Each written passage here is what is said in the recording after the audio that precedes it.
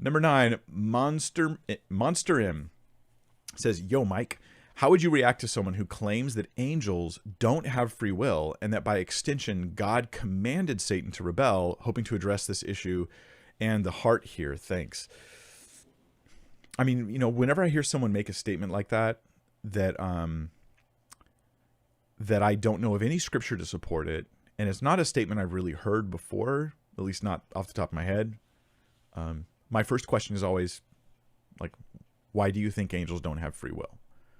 And I want to put it on them to prove their theology point. Like if I was to tell you guys Jesus is the only way, it's on me to be able to show you that in Scripture. If you're going to tell me there's other ways other than Jesus, well, now it's on you to show me that in Scripture.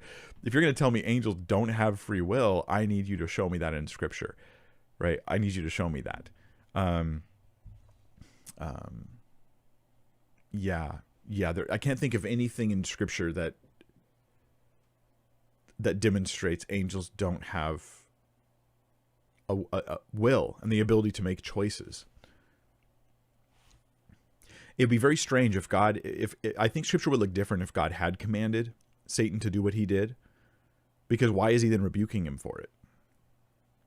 Right? Why does he confront the serpent?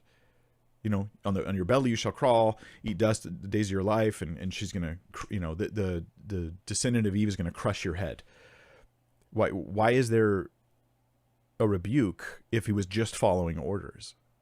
That it doesn't. I'm not just saying that would make God, bad to do that. What I'm saying is it doesn't make sense. Like the text of Scripture is not trying to present things like this was a command of God that Satan was doing. When we read in passages of Scripture where God rebukes the enemy, where Satan's being confronted, there's no idea here that he is acting on the commands and orders of God.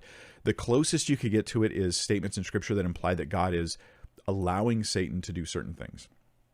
He lowers the hedge in order of the hedge of protection. This is the term that's used in the text there. It's like kind of a farming term, right? So he lowers the wall that's protecting Job from the attacks of Satan. But this isn't to say that he is the one causing Satan to do the things. Rather, he's been preventing him up until this point, and then he'll allow him. So yeah, I think that's weird. Now, the heart of the issue. Here's where we're just going to hypothesize together. Okay, why would somebody want to say that God commanded Satan to rebel?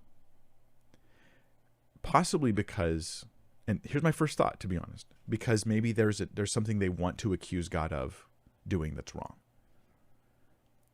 That might be one of the reasons. I want to be able to say that God did something I don't agree with. So I'm going to be like, he made Satan do that, then I'm upset with God now. Or alternately, possibly because they have a theological opinion, or philosophical opinion, that free will is not really a thing, in which case they're trying to read that into Scripture. Either one of these things, I think, is a motive that's not going to let them read the Bible at face value. So in response to this, I would ask them to prove it. Try to get them to prove it. Yeah.